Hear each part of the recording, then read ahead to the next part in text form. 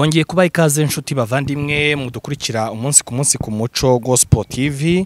Reka mbabwire ngo muri inshuti mizi niba abantu mu bandi bihe byose badakangwa n'amapfa, badakangwa n'imvura, badakangwa n'ihindagurika ry'ikirere cyangwa ry'ibihe. Reka mbabwire ko tubakunda. Iyi ni channel kandi mumenyereyeho ko ifite inkingi mwikorezi yitwa umuryango niwe nkingi mwikorezi w'iyi channel, hanyuma hagashamikiraho umuco, ndetse iyo hajemo na gospel muhita mwumva ko nyine bifite aho bihuriye n'Imana no kumenya Imana, no kumenya ibijyanye no gukiranuka kubabyizera n'ababyemera. Munyemerere rero n'ubundi uyu munsi twongeye kugira umugisha muri studio, ndi kumwe n'umushumba Reverend Karemera James, agiye kudukomereza n'ubundi twakiriye n'ubundi n'umutumirwa bari kumwe, hanyuma batuganirize ku nsanganyamatsiko baduteguriye uyu munsi. Ngiye muri kumva hirya ya kamera hakurya ndi Olivier, ariko kandi nanjye reka mbabwire ngo mukomeze mubane natwe. Ni byiza gukora subscribe, ni byiza gukora share, ni byiza kwandika comment yawe, kubera ko ubutanzi inkungu buvuze uti ni mukomere ndabashyigikiye mbafasha amaboko. Rero Imana ibashyigikire muri byose. Karibu Pastor, nayo mbakumbuye nanjye ndabasohoje. Urakoze cyane, natwe turagushuhuje. Mumeze neza kandi tukwifurije ishya, tumeze neza. Ku ruhande rwo gushima turashima, ndetse no guhugura turahugura. Yego, ni byiza cyane. Narimvuze nti rero muduheri kaze abadukurikiye bari hirya no hino ku isi, abari mu Rwanda, abari mu karere k'ibiyaga bigari, hanyuma ni murangiza mutwakiriye n'umutumirwa kugira ngo mutugezeho n'insanganyamatsiko uyu munsi mwateguriye abakunzi b'uyu muyoboro Umuco Gospel TV. Ariko nge nahaye n'ikindi cyitiro kivuga ngo gifite n'inkingi mwikorezi yitwa umuryango. Karibu. Nukuri ari ijambo ukoresheje ryiza, guha ikaze abadukurikiye. Yewe si nibyo gusa, turahereza n'ikaze umwuka wera, kuko Imana yaduhaye ubwo bubasha igihe yadutoranyaga kugira ngo tube abashumba b'umukumbi wayo. Abizera Imana bose ni umukumbi w'Imana. Icyo kora batayizera ntabwo Bibiliya bivugaho bitandukanye, sibyo wenda naheraho, ariko hari aho Bibiliya yerura ikavuga ngo harimwo abana ba Abrahamu n'abatari aba Abrahamu, cyangwa se abana b'incira. Ni ukuvuga ngo umuntu wese utekereza ikibi akagishyira mu bikorwa ntabwo ari muri uwo mukumbi w'Imana, kandi utari uwo mukumbi w'Imana ntabwo ari mu bo nzabazwa. Urakoze rero, nako narinshishijemo.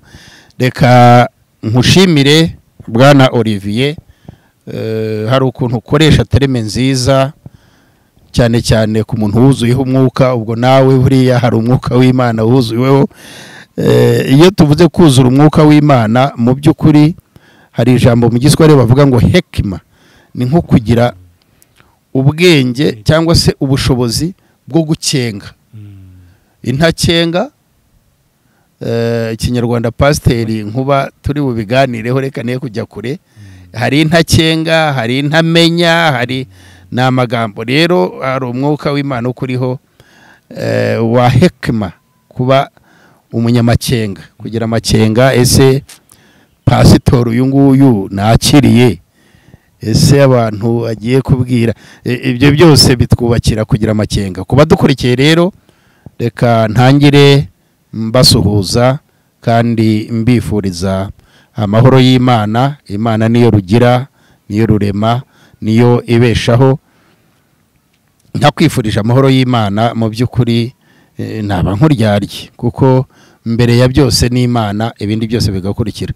Ubushuti bwanjye, ubufasha bwanjye, ubwenge nguha, ubumenyi, byose byubakiye kuri rugira cyangwa se rurema, biraterwa n'ururimi wumva.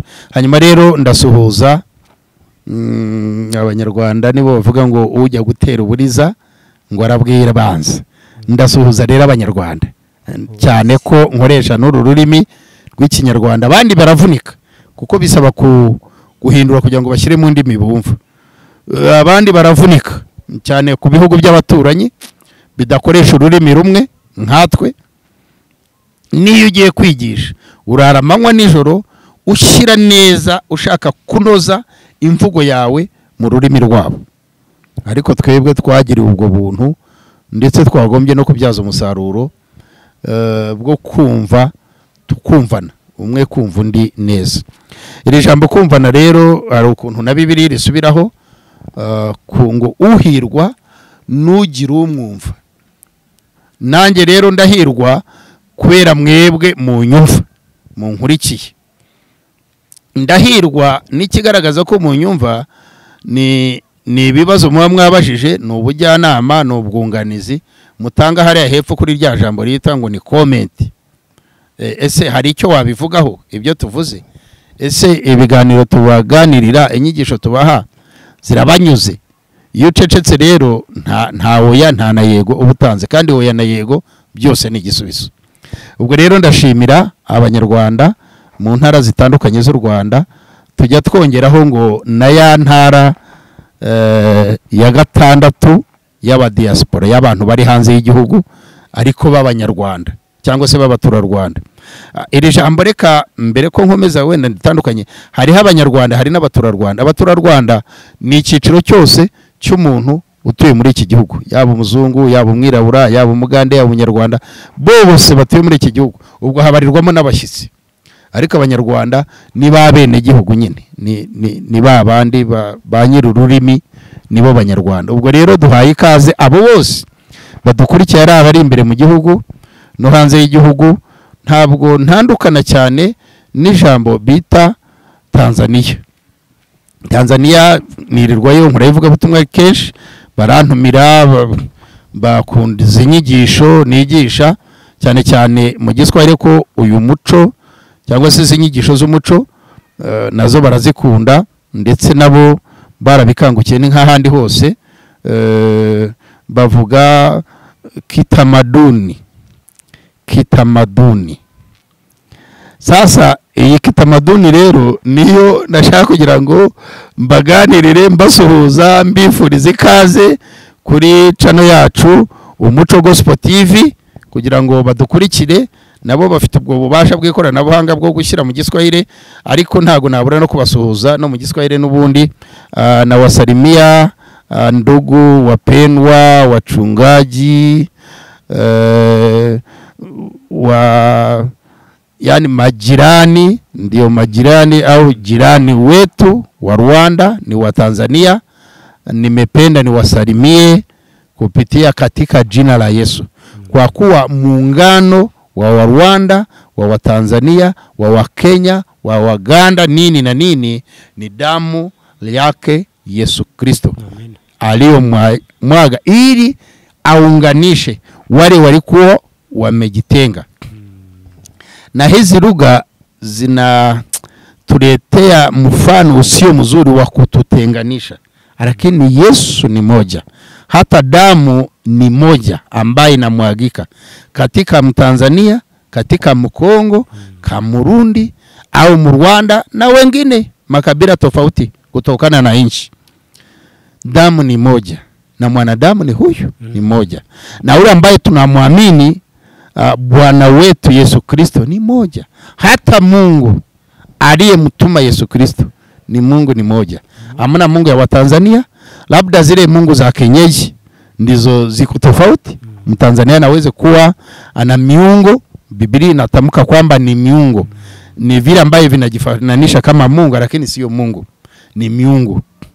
Kwa hiyo ndugu watumishi wa Mungu toka Tanzania, nilikuwa na wasalimia kwa neno fupi, nasema Mungu awabariki mkiwezayo kuongoza familia zenu, kwa kuwa chenye ambaye kimetuleta kwenye television au kwenye mafundisho ya online ya umbali ni kusaidia au kushughulikia familia. Ujamii umeisha haribika kutokana na shetani Ibilisi.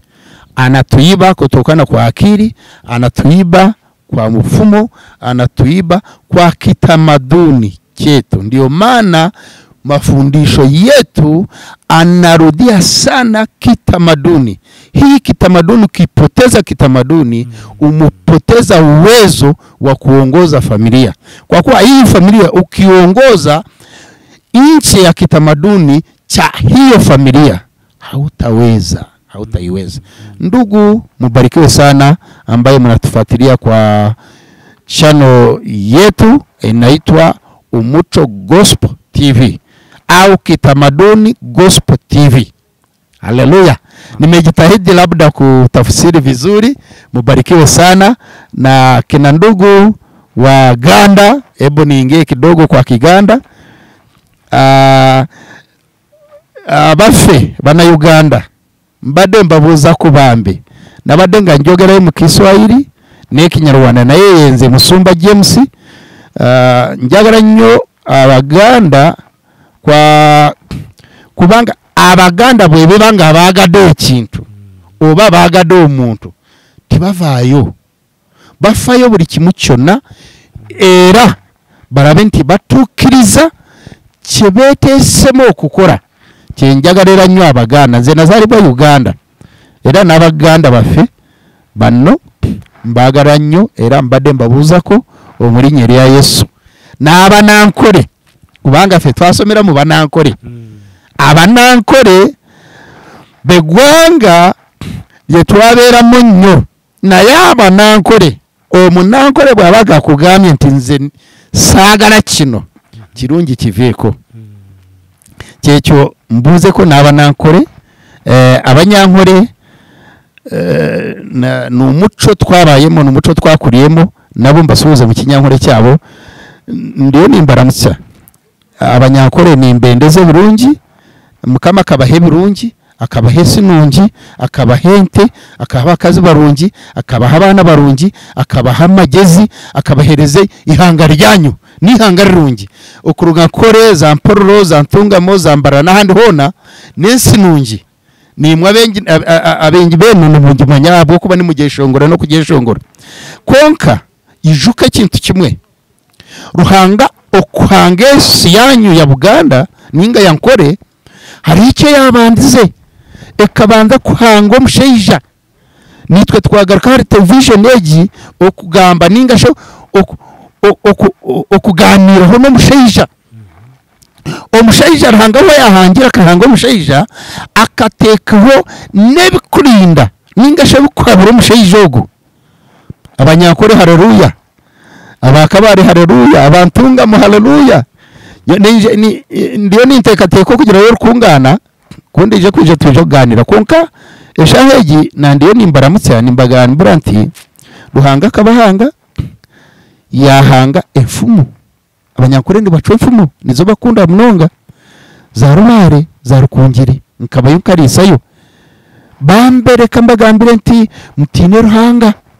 Ruhanga niwe wabahangire, niwe wabahira abakazi barungi. Ubwo mukoshengura abakazi banyu ngo nibarungi, ubwo mukoshengura abana banyu ngo nibarungi, nibo babeshize n'ihanga rya Uganda, nibo baryo musikare, nibo bakora ibintu byona konka yijuka nti Ruhanga niwe wabahire.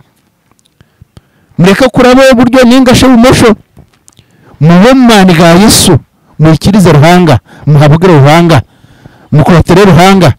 Ihanga ryanyu rizoba rero niryetekateka akaruru tinenda kuraha ryeke ninga haryeke konkimwe bakunkuratira aha rayineye eri kwetwa Umuco Gospel TV ninga sho Uganda Abanyarwanda Gospel TV.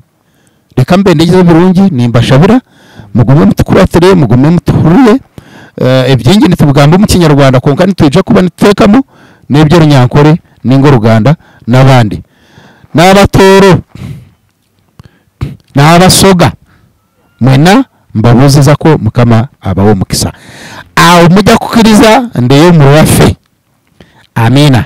Uruwafe rwe Runyarwanda yenze Musumba James bwenda bagambye kanisa yafe ebera mu Kayonza bagita Disciple National Pentecostal Church. Boba ngo ocyaride kwe Rwanda jangu tuburire tukubire akasimo tujya kwaniriza mu kanisa, tujya kwaniriza mu buburizi bwafe kubanga bwe tubanga tuwereza. Haleluya. Tituwereza Abaganda, tituwereza Abanyarwanda, tituwereza Abatanzania, wabura tuwereza abantu ba Mukama. Haleluya. Abo Mukama abawo mukisa mufeyo no ku surprisinga nga mu mwogerebye mwagara tucyusemo ubatongeremo mkama abo mukisa. Kwa ndugu wa Tanzania nilikuwa nasema hivi, tuko Rwanda tunatumikia kazi ya Mungu Rwanda, tunawahudumia wa Rwanda, lakini sisi kama watumishi wa Mungu hatuendane na kuhudumia wa Rwanda. Sisi tulichaguliwa, Mungu alitupa ujasiri wa kuhubiri, wa kuhudumia kila mwanadamu. Mimi nikianza kuhubiri, nikianza kusema neno la Mungu, siwezi nikauliza ni nani ambaye ni Mtanzania hanisikii, Rwanda hanisikii. Hapana, mimi nafundisha lenye Mungu amenipa nifundishe. Haleluya. Kwa hiyo Rwanda nilikuwa nawaambia hivi, tuko na kanisa, na kuna kanisa ambaye nimesimamia au nachunga, kanisa iko Kayonza, na karibia Tanzania, naitwa Disciple National Pentecostal Church Rwanda au DNPC Rwanda. Ukifika Rwanda nipigie simu, niulize, nisalimie, usiende bila kusalimia. Hapo kipitia kwa hiyo channel Umuco Gospel TV, acha ujumba, toa ujumba wako, tuongeze nini, tufundishe kuhusu nini. Kwa kipindi cha Kiswahili tutatamka tamko ambaye ni ngumu kidogo. Leo sijapenda niguse hapo kwa kuwa tuko na mgeni. Kuna mchungaji wetu ambaye anatumika kazi ya Mungu kwenye kanisa, kwenye DNPC, anaitwa mchungaji Pastor Nkuba Godfrey. Kutokana na ile kwaya ya Katesh habari njema, mlimuona mzee na baada anaendelea na baada anafundisha. Aliwabariki sana na nyinyi mlimbariki. Mchungaji Godfrey Nkuba bado tuko pamoja, atakuwa na kipindi cha kufundisha kijamii. Kutokana na uzee wake, mzee yuko na miaka kadhaa kwenye injili. Kwa hiyo nasema mubarikiwe sana na Mungu awabariki. Muendelee kutuombea kwa kuwa hii ni kipindi ambaye shetani anataka kupiga. Anapiga sana ili tukorogwe, tukose hera. Hii kuhubiri na kufundisha kwenye television ni hera. Ni hera, ni gharama mno, sio kusimama na kuongea tu. Kwa hiyo muendelee kutuombea ili tufike kwa lengo letu la kusaidia kijamii, la kusaidia familia, ya kusaidia watoto, ya kusaidia wamama na wababa. Mubarikiwe sana. Murakoze cyane rero kubari badukurikiye. Abangaba n'abaturanyi ba hafi twagombaga kuvuga i Burundi baranyumva cyane kuko dusangiye ururimi gato nubwo kadutandukanyaho. Kongo ni Igiswahili banyumvaga, iyo navugaga Tanzania na Kongo banyumvaga. Ubwo rero nashatse kugira ngo mbafashe kubereka ishusho y'ikiganiro cyacu ko ni ikiganiro kigamije umuryango, ntago kigamije itorero, ntago cyegamiye ku idini runaka. Iyo tuvuga ngo centre umuco yo kwigisha umuco cyo kwigisha umuryango, ntabwo irebana n'itorero runaka. Itorero ndivuga kuko na address niho ndi mpagarira itorero ngomba kurivuga, ariko iki kiganiro kirebana n'icyo bita umuryango waremwe n'Imana ugashyirwaho. Inshuti badukurikiye, inshuti abari hanze, abari muri Amerika, abari muri Canada, hari inshuti zanjye z'aginageze zo muri Amerika, hari abo no muri Canada nabonye, Finland hari abarimu bacu, harabo twiganye batwigishijeyo, n'ahandi hatandukanye. Nashaka kugira ngo mbabwire iki kintu, dufatanye kwigisha umuryango w'Imana no kubisa ku murongo. Hari umurongo Imana yahaye umuryango, iwushyiriraho n'amategeko. Haleluya. Iwushyiriraho amategeko, iwushyiraho itegeko shinga ry'umuryango. Ariko twebwe nk'abantu kwa kundi turemetse, kwa kundi dutera, nubundi tuza guteshuka. Tubibona ko kuri Adamu wa mbere habayeho guteshuka, habayeho kurangara. Ubu burangare rero nibwo dusaba Imana kugira ngo idukize twebwe abanyarwanda, abankurikiye, abanyumva, sore kubw'akayaga ka mushya. Haleluya. Tuba twateguye, tuba twiteguye, tuba twashakisha inyigisho zibafasha. Kubera iki? Hariya muri Edeni tubona habayeho ikosa, habayeho kurangara. Haleluya. Nta n'icyaha kidasanzwe. Reka gutakaza umuryango utagira ngo bisaba ibyaha byinshi. Gutakaza umuryango nta kantu gato, kuko hari n'abantu barwana imyaka 5, 10, 20 uwo muryango ntusenyuke, ariko umuryango usenywa n'akantu kangana gatya. Icyo nicyo kiba tatuzanye hano rero kuba dukurikiye. Abashobora gushyigikira ikiganiro kugira ngo kigumeho, inzira zirafunguye, amanomero ya telefone ariho, channels mushobora kutubonaho zirahari. Haleluya. Ni Karemera James, nomero ya telefone iriho. Wenda kuba tatinze kuyibona ni 0788 47 8389. Ushobora gucishaho utanga ubutumwa, icyifuzo cyejo kizavugwaho, turagusengera, turaguhuza nawe mwaburanye. Iyi sheni iradufasha ku bintu byinshi cyane, ntabwo ari ivuga ubutumwa gusa. Haleluya. Imana ibaho umugisha rero. Reka nayo gutandukira kuko twabasezeranyije ko turi kumwe n'umutumirwa kandi mumaze kumenyera, tumaze iminsi tuganira ku biganiro byinshi. Ariko ubwo duheruka yarambwiye ati pastor, ngewe ndumva ashaka kwibanda ku mugabo, nkaganiriza umugabo, nkigisha umugabo, nkahugura umugabo. Dore imyaka ndimo, ntabwo ngeze muri iyi myaka mfite umugore n'abana n'abuzukuru kubera yuko mfite ubutunzi bwinshi, kubera yuko nize amashuri menshi. Oya, we ni Pastor Nkuba ndimo mvuga, wicaye imbere yanyu, waje wavuye Kayonza inaha ni Kigali, yatanze amatike ye. Haleluya. Yatanze ubutunzi bwe, bamusenge baravuga bati genda nubona babiri uhugura, ingo zari zigiye guhirima mu manga zikongera zigahagararaho. Imana iraguha umugisha, niryo kamba uzaba wiyubakiye mu bwami bw'Imana. Haleluya. So rero dushyizemo amafaranga yacu, mwibuke ngo twebwe Bibiliya itwigisha ko tugomba kubitsa mu bwami bwo mu ijuru, ngo aho ingese n'inyenzi zitagera. Pastor, rero rwose reka mbahe ikaze mwese ku Muco n'Umuryango, nk'ikiganiro nyine Umuco n'Umuryango ryo shingiro ryo kumenya Imana. Ariko nanabahe ikaze kuri sheni yacu y'Umuco Gospel TV, mudukurikiraho buri munsi. Twababwiye ko ibihe twagendaga dutakaza tutazongera kubitakaza, kuko Imana yaduhaye umugisha, iduhereza umunyamakuru ubimenyereye, uzuye umwuka w'Imana. Tugomba gukorana nawe, mujye mumusabira, natwe turamusabira, kandi ntago byababuza nuko mwana muganiriza nawe mugira inshuti mukamwubaka, kuko n'umugabo arubatse, ufite umugore n'abana. Hari ibyo nawe yigiramo, hari ibyo natwe rega bari imbere yanyu turimo kwigiramo. Hari ibyo ngiye kwigira kuri Pastor Nkuba mu kiganiro agiye kubagira. Hari ibyo yabasezeranyije ubushize, avuga ati ndashaka kuvuga ku mugore, ku mugabo, nkibanda ku mugabo, ariko cyane cyane ku ijambo rimwe. Ikibazo nayo mbaje ndavuze nti Pastor, ko iyi si irimo itwaje umugabo igitugu, ko umugabo yambuye ijambo acecekeshejwe. Uku guceceka k'umugabo kwaba kurimo ubwenge, kwaba kurimo akaga gakomeye kuri uyu muryango, kwaba kurimo kwegeranya iyindi strategy yo kuyobora uyu muryango. Tubasezeranya ko tuzasubukuriraho, ariko aza kubikamo akantu. Pastor nimba kibuka avuga ati hari igitekerezo yashakaga gutanga, ndavuga nti kubera igihe n'amasaha ko yaragiye n'iki, reka tuzakomereza ubutaha. Twagira ubuntu rero bw'uko twongera kubana na Pastor Nkuba. Pastor Nkuba ntabwo ari igihe kinini, ariko burya n'umunsi umwe ngo ku Mana urabarika. Kuba tumaze icyumweru cyangwa se wafata bibiri, byose bibarwa n'umunsi umwe urahagije. Ni nayo mpamvu mu Kinyarwanda habaho waramutse, uraho, mwiriwe. Nuko igihe kiba giciyemo ntawe uvuzi iki kigenwe ikirimo. Haleluya. Rero ku gihe gito kitari kinini, Imana iguha umugisha kuko utarambiye abari bagukurikiye. Twongeye kukwakira muri izi studio z'Umuco Gospel TV kugira ngo uganirize bari bagukurikiye.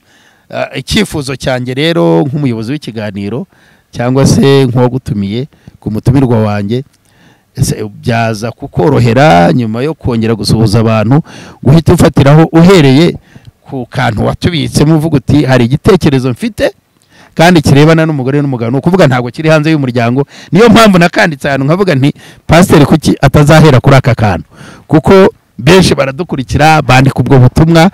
Ese biri bukorohere ko usuhuza abantu ukatakira ugahera kuri ako gatekerezo kawe wari waduhaye? Narakoze umushumba w'itorero. Mu by'ukuri nk'uko ubivuze, ntabwo nabyibagiwe. Ndagira ngo mbanze suhuze abadukurikiye bose, cyane cyane reka suhuze aho naturutse, muri Kayonza, mu karere ka Kayonza, mu murenge wa Kabare, ahitwa Cyarubare, aho niho naje nturuka, niko kagari, ariko nkaba ntuye aho bita Kiburara. Abo bose rero bajya badukurikira ndabasuhuje, abanyakabukumye ndabasuhuje, abanyakidudu ndabasuhuje. Kiburara aho ngaho urahavuze. Hari amakuru mperutse kubona urumva urahatuye. Ndahatuye. Ariko menya ariyo mpamvu nyire ngo wagize umuhamagaro mwinshi wo kuza kwigisha ku muryango. Kiburara hari mu duce ngo hafi nka tune twa mbere mu gihugu ngo turangwamo uburaya cyangwa ubushoreke cyangwa gutwara abagabo b'abandi n'abagore b'abandi. Kiburara yimeze gute? Ibyo ni ukuri hari n'ibindi byinshi bihari kuko igiye kubwanye ndeba nkumva birambabaje. Ibyo birahari koko, ariko nizeye ko iyi mitima y'abantu izakira. Abadukurikira ahubwo turabasaba bajye babibwira n'abandi, nabo babyumve badukurikire. Abantu bazagenda babibona ku mateleviziyo yabo cyangwa se kuri za tace zabo, aho hose bazabibona, bajya babikurikirana, kuko iki kiganiro umugambi intego yacu ni ukugira ngo imitima y'abantu ikire. Kuko iyo tubona ibintu uko biri kugenda bihindagurika mu muryango, mu ngo, birakabije cyane. Ariko ahantu ngira ngo nacumbikiye ndacyahibuka cyane, ni ahantu havuga ngo umugabo akwiriye kumenya icyatumye ashaka urugo. Aho hantu rero niho ngira ngo mpere akwiriye kuzirikana icyatumye ashaka urugo cyangwa ashinga urugo. Kuko buriya umuntu aba hari umusore arererwa iwabo, ariko akabona ko bidahagije, ari ingaramakirambi niko kera bavugaga. Ingaramakirambi bisobanuye ko umusore yazaga akajya kwa se akaryama mu kirambi, nta ingaramakirambi ni uguhirima habonye. Ubwo rero ntagira uhamutegurira, ntagira ugira iwabo, ndetse ugasanga baranga no kumukingurira rimwe na rimwe yatinze. Iyo rero umuntu abonye yanze kuba ingaramakirambi, aravuga ati ngiye kubaka urwanjye rugo. Niho umunyarwanda ahera avuga ngo ibihanga bibiri ntibikwirwa mu nkono imwe. Ntabwo rero umuhungu yabana na se ngo babe muri urwo rugo kugeza ryari, n'undi atangaye. Aho rero niho nashatse kuvuga nti noneho umuntu akwiye kumenya impamvu. Ku mukobwa we, iyo umuhungu bibaye ingaramakirambi, ku mukobwa we byitwa iki? Umukobwa wawe utaha nimugoroba avuye mu mashuri se, ku kazi se, cyangwa n'ahandi yagorobereje atashya komanga, we yitwa iki? Ni ikigenge. Kuko aba ntahanwa. Nimburagihana ngo yabuze gihambwa, niko abanyarwanda baca umugani. Imburagihana yabuze gihamba. Hari n'akantu ubushizi bwo twari turi aho wigeze uvuga kerekeranye nk'uko nk'insigamigani byo gucenga. Gucenga baravuga ngo umugabo udacenga yishwe n'umututizi. Uri kumva? Ubwo rero umugabo udacenga yishwe n'umututizi. Ni ukuvuga ngo bari mu ishyamba bombi, ariko kera habagaho ibintu byo guhora. Noneho uko ari muri iryo shyamba akumva umuntu aratema, kandi azi ko iryo shyamba atemamo uwo muryango yawugiriye nabi, ari gututira. Noneho rero arakomeza yirohamo, ariko wa wundi watutiraga aramubona ati uriya ni wa wundi watwiciye abantu, aragenda aramuhora aramwica. Ubwo rero kudacenga nibi, banza urebe ibyo ukora, urebe ko nta ngaruka bizagira. Aha rero ndashaka kuvuga n'ubundi ku mugabo nk'uko nabibasezeranije. Umugabo turashaka kubanza kumuheraho cyane, kuko niwe ufite inshingano ndende, nk'uko nayo aribyo ibyanditswe bivuga ngo inshingano nkuru. Yesu ngo yaje kurangiza inshingano nkuru, arangije ayisigira intumwa, kandi mu ntumwa nyine n'ubundi ni babagabo. Ni ukuvuga ni umujyi.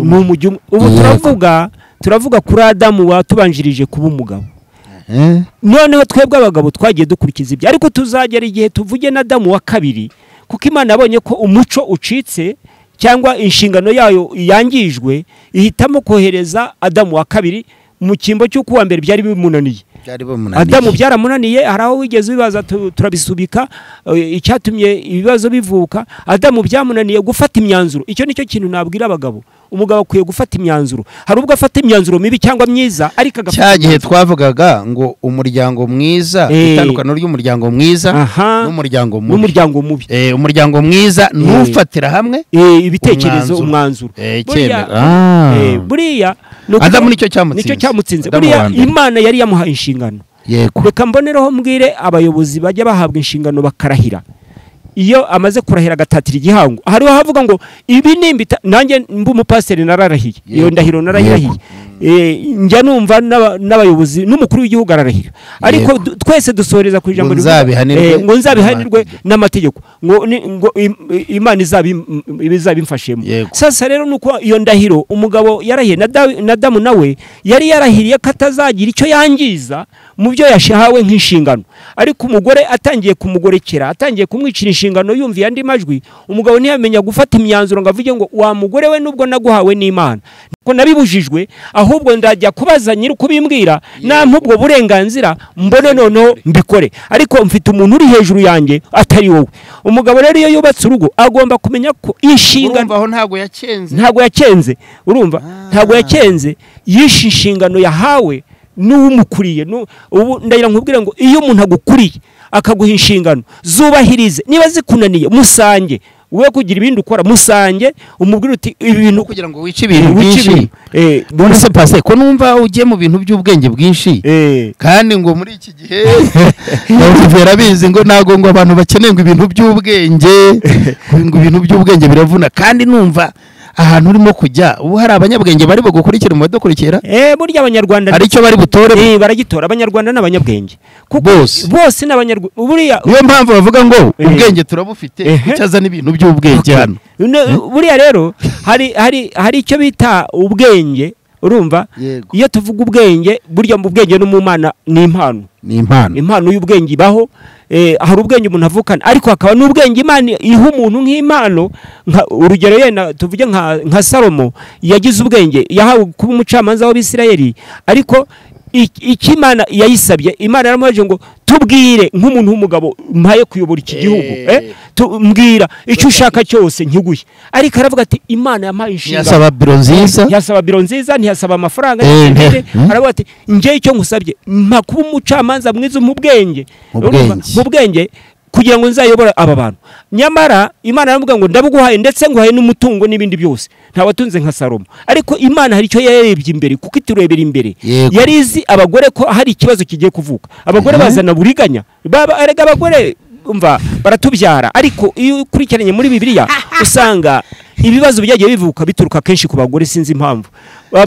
Wibuke ko nibo banyakazi, nibo bavunika, bari ku ruhande runini, baravunika n'abafasha amubera umufasha. Niyo mpamvu no kandi udakora ngo ntakosa, urumva. Niyo mpamvu abagabo bagomba kuborohera, kuko umugore burya afata umwanzuro vuba, ariko nanone agasa n'urekuye vuba, kubera ko urabona nka ziriya ndaya, nk'uriya mugore w'indaya wibye umwana wa mugenzi we, yaje rwa rubanza rwa Salomo. Urabyibuka ko umugore yabyaye umwana upfuye, afata umuzima aryamisha upfuye, ariko urubanza runanira abacamanza, ariko bamushyira Salomo kuko yahawe ubwa bwenge twavugaga. Nk'umuntu w'umugabo aravuga ati njyewe nimubazane. Salomo ntabwo yari afite umugambi wo kwicura uriya mwana, ariko yarazi neza yuko naramuka kangishije nyina w'umwana ngo ujya kurusha nyina w'umwana imbabazi abashaka kugira kumurya.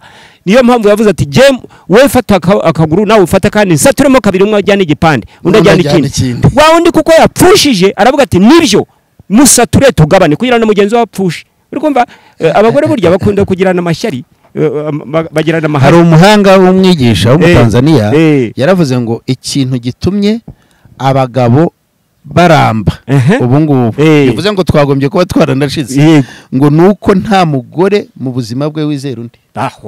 Ngo niyo himye umugore abandi baravuga ati noneho turashize, aho kugira ngo bamwishimire bamushyigikire aho rero ngo aho hantu niho hatuma umugabo ayongera agahabwa agaciro. Ariko burya rimwe na rimwe hari uko bimeze ibintu bijyanye n'ubuyobozi. Burya ya mpano y'ubwenge nakubwiye, Imana irayimanura ikayishyira muri wa mugore wahawe kuyobora, akayobora neza kandi bikagenda neza. Kuki abandi batamwizera? Kutamwizera nyine niko baba bazi uko bo baremetse. None se umugani uvuga ngo ibihanga bibiri ntibikurwa mu nkono imwe, si abagore se uwo mugani wavugiyeho kuba ku mugabo umwe. Urabona hari umugabo w'umunyabwenge umwe ngo yarafite biriya byavugirwa ku bagore kubikeba nenze ngo nabami ibihanga bibiri mu nkono imwe. Ugira ngo umugore se ubwo se umugabo yazana umugore, abagore babiri akabashyira mu nzu imwe bakarana n'umugabo bose hamwe, induru ntizavuga ntibarutwika.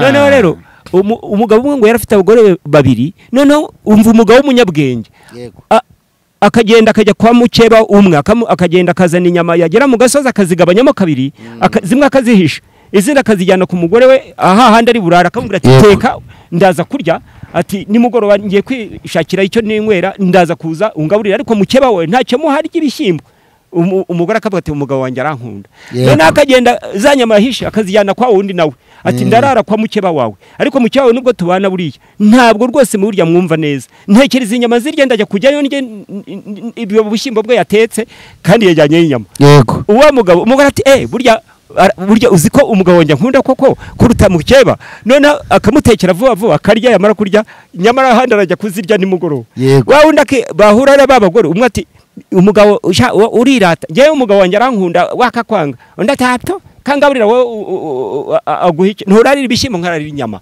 urumva none abagore be baramukunda bose kuko bumvaga yuko umwe amukunda n'undi amukunda uwo ni umugabo w'umunyabwenge nyamara kumbi umwe yamwerekaga ko ntacyo yahaye mukeba we ahubwo ari wakizaniye gutyo ibyo rero bituma noneho uwo mugabo abana n'abagore kandi ababanisha neza buri wese akaba azi ko umugabo amukunda atamuvaho n'undi nakumva ko umugabo amukunda atamuvaho ahubwo bo babonana umwe akabwira undi yamubwira ku byo mubwiye n'ubusa ibintu bijyanye n'ayanyigisho wateguye uzigisha bagiye kubanara aha hantu uwo muhungu ugiye kubana n'umugore yagombye kubanza akambara umwuka wa Salomo wo gusaba ubwenge bwo kuzashobora kuyobora naho ngaho ndakumva cyane abagabo rero inshingano nkuko navuze ngo umuntu akwiye kuzirikana icyatumye yubaka urugo ubundi urugo rwubakwa n'ambabarira burya ntabwo urugo rubamo agahato kandi urugo ni umugisha ku muntu w'umugabo burya iyo umugabo yubatse urugo akabona afite umugore babanye neza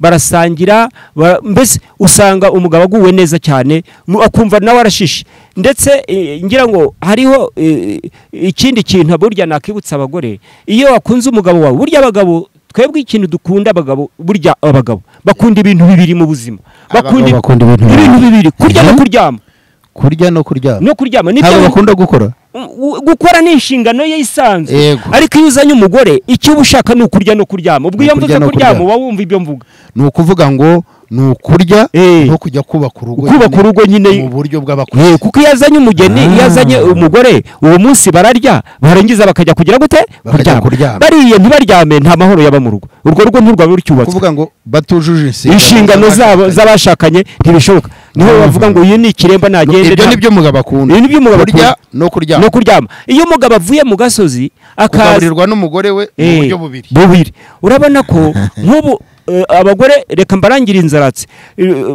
z'abagabo nubona umugabo wawe aje akagera mu rugo uzirinde kugira ikintu umubaza utaramugaburira uzabanza umugaburire numara kumugaburira noneho muganiriza utese wishaka gukinisha intare ngo urayihaza umugabo ni intare umugabo ni intare urabanza ukamugaburira izi ntare noneho turazikirara urabanza ukamugaburira noneho yamara kurya hari twebwe abagabo iyo ugiye hari gusamuranwa na mugenzi wawe ukaza mutonganye muvuganye nabi ukazana uburakari noneho wagera mu rugo umugore yakugaburira akakubaza neza aho wiriwe ukumva uragenda umutima wawe wururuka ariko iyo umugore aje ati wiriwe hene bwa burakari wakuye handi mu gasozi nibwo wumva ya jambo mbabarira rirabura ahubwo akakurwara mbabarira ntibikibayeho baravuga ati nawe wa mujinya ari gutura kuri mugenzi abagore babahaye umuti ukomeye cyane ngo kugira ngo ucunge intare cyangwa worore intare banzu yihaze mugaburire wimubaza ngo wiriwehe ikindi cya kabiri nakubwira irinde gucyurira umugabo ibintu byose byabaye mu rugo niba hari ikibazo cyavutse iwanyu ni mugisabaneho imbabazi birangire noneho bive mu nzira murebe bizakurikira Pasiteri rero bagiye kure kandi hari intare wuvuye hariya wakoje iyo ntare rero ikisabwa rero urukundo rero umugabo akunda burya umugabo reka nkubwire umugabo akunda umugore burya umugabo kujya kwanga umugore ku buryo yamuvaho biba byakomeye burya biba bikomeye cyane kuko urabona aba yamusimbuje nyina aba yamusimbuje nyina wamugaburiraga wamutekeraga aba yamumusimbuje rero umugabo kugira ngo wakunze mukambikana impeta ukazahindukira ukamukubita urushyi hari abagabo bakubita abagore indinze ngera hagenda arakubita umugore wanjye ariko hari abagabo bakubita abagore ariko kugira ngo amukubite burya ni nkaho yavuze ati uyu muntu yakaba yari mama none arimo arankorera ibingi bakamutera agahinda bakumva nta gahinda kamurenze ariko se Pasiteri aho ngaho wenda tutaza no kwibagirwa cya gitekerezo cyawe washakaga kuza gutanga aho ngaho uyu mugore aho ntibyaba biterwa na za nyigisho njya numva yego ngo ugiye iw'abandi ziriya nyigisho hari ukuntu twateguye muri senta yacu kuzabyigisha biriya bintu nabyo byica umuryango cyane byica abantu mu mutwe byima umuntu uburenganzira bwo gukora ibiri muri we akagenda mu mutwe huzuyemo gukora ibyo yabwiwe mbere yo gukora ibyo imyanzuro ye niya myanzuro tuvuga urwa mutima wakunze urumva ntabwo agiye ngo aba ari wo akurikiza ahubwo abanje kwicwa mu mutwe n'ibyo ahawe n'amabwiriza ahawe wundi umugabo n'umwana wundi gutyo ibyo tuzabigeraho tugeze mu kintu cy'uburere nitugera mu kintu cy'uburere uburere n'ubuvuke harya se ko wakise uburere burutuvuke burya buriya uburere nitubugeraho icyo tuzakibona mu nshingano ababyeyi baha abana kandi ari imbizi zabasenyera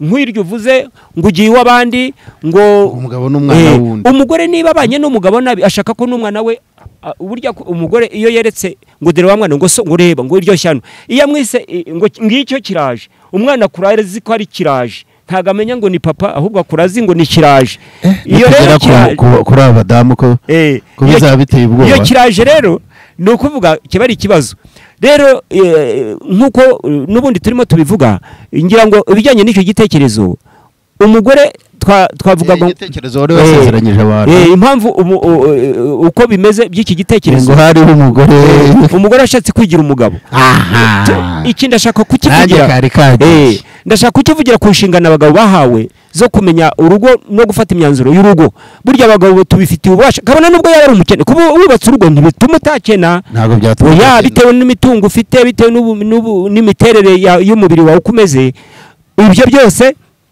ariko ntabwo umugabo aheranwa ngo ahere mu bukene nabyo ibyo ngibyo nabyo tuzabivugaho ntawo twabyifuriza ariko ngo hari umugore umwe ngo yabwiye umugabo bari banezerewe baganira aramubwira ati ariko wa mugabo wanjye we ni cya gitekerezo ati wa mugabo wanjye we rero ni benshi barakibajije batega amatwi babyumve ati wa mugabo wanjye we rero ati ubwo aho umugore n'umugabo barimo bariganirira birabareba ati ntacyo wakora nanjye ngo mbure kugikora aha ndashaka kuvuga abagore ngira ngo nkore kuri iki kintu abagore bumvise nabi cy'ubumwe n'ubwuzuzanye bw'urugo bacyumvise nabi burya nubwo tuvuga ubumwe n'ubwuzuzanye umugore hari inshingano atarengaho kuko itamureba atayihawe n'Imana kuzuzanya ni ugufatanya kuko niba ufite umushahara n'umugore akazana undi ni byiza urugo rugakura rugatera imbere niba uje umugore akakunganira nk'uko twavugaga wumva unezerewe twebwe abagabo ubwiza bwacu n'abagore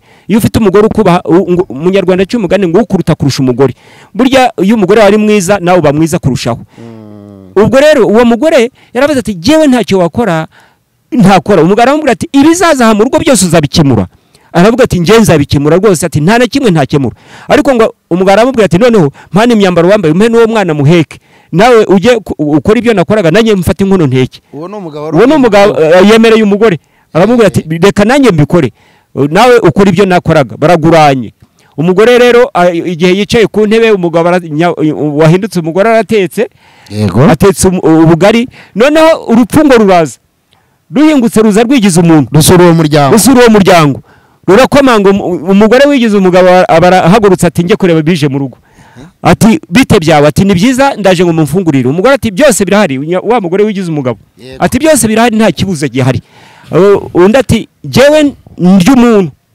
nshaka umuntu wo kurya kandi uru rugo sinduvamo ntamubonye umugore ati ko dufite inyama z'inka ruti sindya inka ihene ati sindyaho nta n'ikindi ndya nshaka umuntu wo kurya umugore bimuyobeye yinjira mu nzu abaza umugabo ari we wahindutse umugore ati none se hano haje umugabo yananije ati mbwira nkora iki arimo arambwira ngo ararya umuntu none ngewe mwihange umugabo wigize umugore ati ngaho genda kurya mpfe none se ahubwo muguhe umugabo ati mumparye mpfakare none se muhe umwana rumba yamaze kuba umugore n'ubwo yabaye umugabo ariko aratangiye gutsindwa none se muhe umwana ati mumuhe mpfushe urumva yanze gupfa yanze no gupfusha ati genda ukemura ikibazo wavuze ko ibiraha mu rugo uzabishobora asubira hanze ahenda urupfu rutuya ndava hari uko mbonye umuntu wo kurya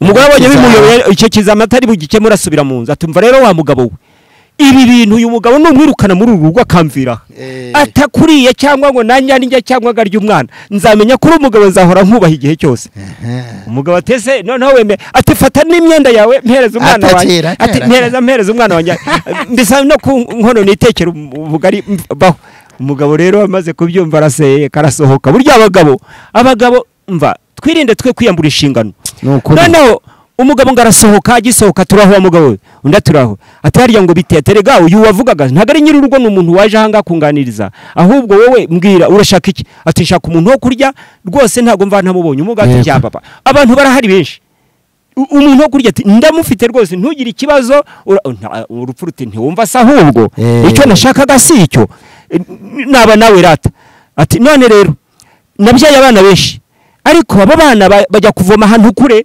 none ihangane utahe ntaba hari usiba umunsi utaramanywa ntube ijoro uzaze nzaguha umuntu wo kurya urupfu ruti ibyo ndabyemera usiba umunsi utaramanywa ntube nijoro uzaze nzaguha umuntu wo kurya umunsi se ubahugura none se nyine urumvaho ubwenge bw'abagabo nubwo abagabo dufite ubwenge twashyizwemo n'Imana buhanitse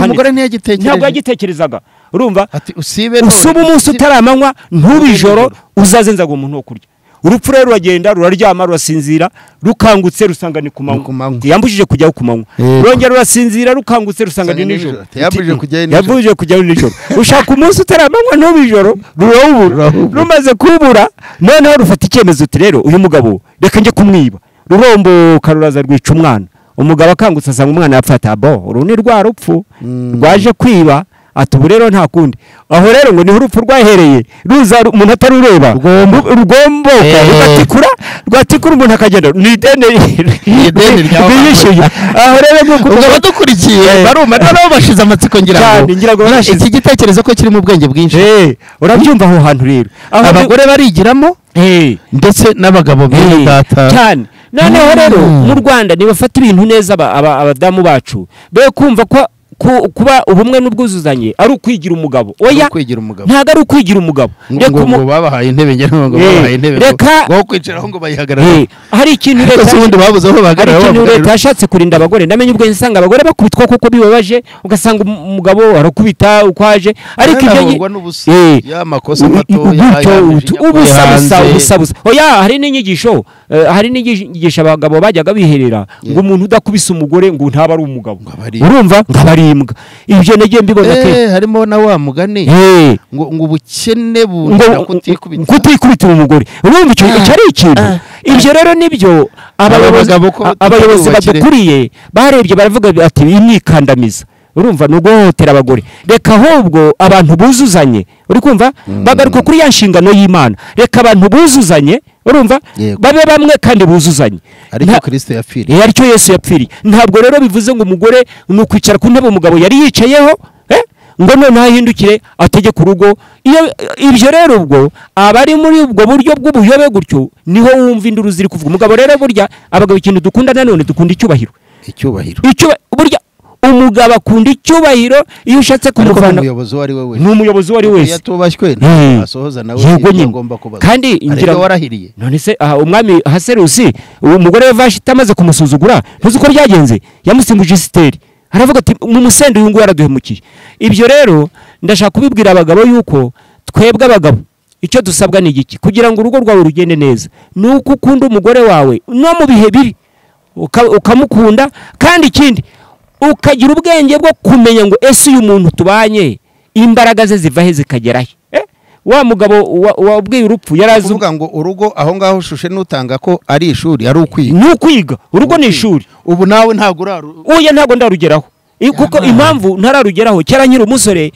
hari vision nabaga mfite imbere yanjye nk'abagabo ninza n'umugore nzaca ahangaha ariko siko byagenze kuko nawe yazanye ibyo bitekerezo uyo umugore aje atarya inyama wowe uzirya uri umugabo no kuzihaha bigutera isoni none se wazizana uri buzirya wenyine ziri butekwe nandese niyo wagira iryo pfa bigutera kujya mu kabari cyangwa se ukazarindira ukabyara abana ibyo byose ugasanga nuko none se pasteur ekarame ni ikiganiro yari ikiganiro ni uguhererekanya yego wenda ntabwo ari ikibwiriza ibibwiriza uzabitanga n'abandi muri iki kiganiro reka dusubire gato kuri iki gitekerezo watanze yego cy'uyu mugore wigize umugabo yego kuko igitekerezo cyo guhinduranya cyatangiriye ku mugore ibyo ari umugabo wifuje kuvuga ati ngwino ukoreho imirimo nanjye umenye imvune zanjye ahubwo umugore yagize amashyushyu yo kumva yafata ibyemezo yumva yayobora ageze icyifuzo ku mugabo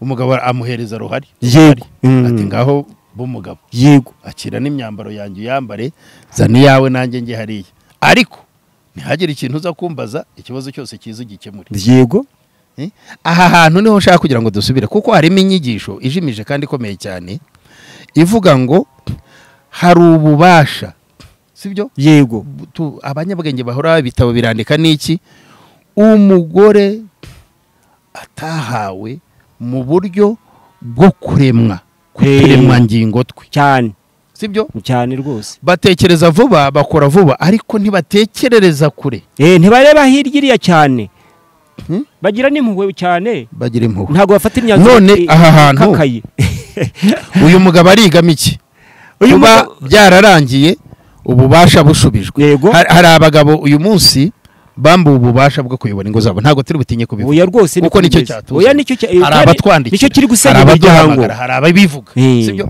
umugabo wambuwe ububasha muri ubwo buryo wenda muri icyo gihe yarategereje kuzasubizwa kuko uriya mugabo ntabwo nkeka nimba muri icyo gitekerezo yari umuntu wari utegereje ko umugore ari butsindwa akamusubiza ubuyobozi cyangwa se umugore ari munabikore neza umugabo akamuharira koko sibyo iki gitekerezo kirigisha icy'umugabo wa none ubumbye amaha ubitse umutwe mu maguru kandi ari mu rugo asabwa kuba icyitegererezo cy'urugo rega burya niryo jambo rya mbere rikomeye yego kuko niyo tuganira n'abana niyo baganira biga hari umuhanga wavuze ngo ibyo twigisha abana ibyo tubabwira ibihuguro tubaha ibihano tubaha ngo nta na kimwe bakuramo inyigisho kuruta iyo batureberaho icyo batwitegerezaho data iyo agiye kuvuga ntajya atunga intoki icyo gihe we ariyigisha kuruta ibyo we wamubwiye ni ukuvuga ngo ibyo batwigiraho ibyo batureberaho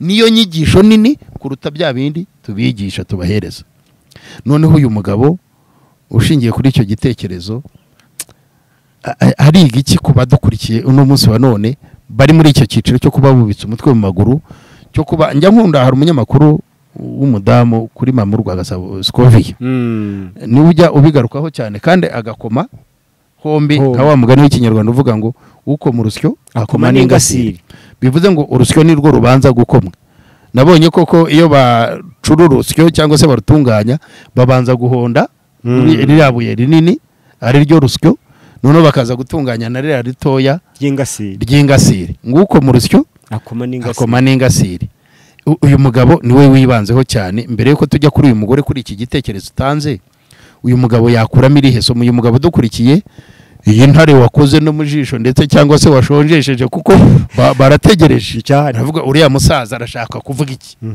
arakuramo iki muri iyi nyigisho y'iki gitekerezo cyawe ubundi ubajije neza umugabo tubanze turebe umugabo niki umugabo nkuko nigeze kubivuga umugabo biva ku ijambo kugaba kandi burya hagaba umwami ingabire umugabo ingabire n'impano noneho kugaba ni uguhabwa kandi nanone ugaba n'ufite udafite se yagaba iki ntacyo yagaba umugabo rero icyo asabwa cyangwa se inyigisho yakura hano izihe icya mbere na mbere twibuke ko umugabo yahawe ubutware bwo kuyobora ibintu byose adasize n'umugore we abyita amazina kugeza naho yita n'umugore ku buryo na Aburahamu dusanga ngo umugore we Sara yaramwitaga umutware niko Bibiri tubwira umugabo iyo byava ni umutware uko yabangana kose ni umutware wowe wabaye mu Buganda uzi ko umugore yita umugabo umwami ni umwami w'urugo rwe ntabwo ari umwami wa rubanda rwose noneho rero ni ukuvuga ngo umugabo ikintu agomba kumenya niba uyahawe kuyobora abantu